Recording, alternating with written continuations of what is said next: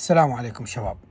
هاي طريقة عمل الباك اب او شلون تخزن شغلك او كل شيء موجود بالكيبورد، كل شيء انت مغيره او مسويه شلون تخزنه على اليو اس بي فلاش وتخلي نسخة تحتفظ بها انت كعازف في حالة صار تغيير، احد غير بالكيبورد انت ما موجود، صار خلل بالكهرباء والكيبورد رست رجع على وضع الشركة، لازم تكون عندك نسخة باك اب مخزونة على فلاش خاصة بك.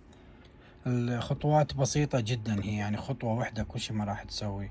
نروح على منيو 2، طبعا هذا اي 5000 وكل كيبوردات ياماها نفس الطريقة. منيو 2 يوتيليتي، نجي على هاي الاختيار فاكتوري ريسيت اند باك اب. هاي الصفحة نعوفها، ننزل على الصفحة الثانية. هاي الباك اب اللي هي تسوي باك اب من الكيبورد لليو اس بي فلاش. صار عندك خربطة وكذا، بعدين تريد ترجع شغلك تسوي ريستور، بالعكس ريستور تستدعي من الفلاش للكيبورد يرجع ينظم لك الكيبورد. فماكو، بس تضغط باك اب يقول لك اوكي مش راح اخليه على فلاش هيك نسخة باك اب، اوكي تضغط موافق. ونفس الحالة في حالة انت تخربط عندك الكيبورد تريد ترجع الترتيب مال جهازك، تضغط ريستور، راح يقول لك اكو فايل، طبعا هذا الفايل بي اس ار اي 5000 دوت باب، لانه هذا الكيبورد اي 5000. في حالة عندك جينوس 1 راح يقول لك جينوس دوت باب، جينوس 2 جينوس 2 دوت باب، وهكذا بي اس ار اس اكس 920 مثلا دوت باب.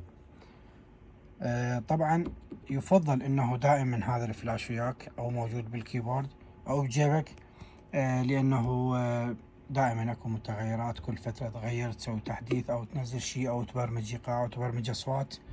يفضل ايضا انه تخزن شغلك تنقله دائما، تسوي انت ريجستر جديد مثلا، هذا تسوي له فايل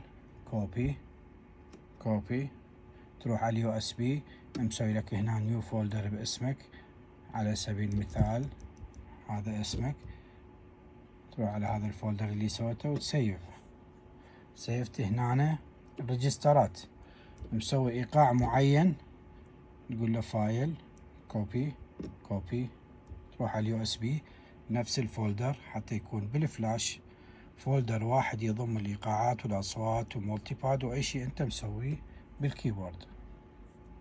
تحياتي لكم.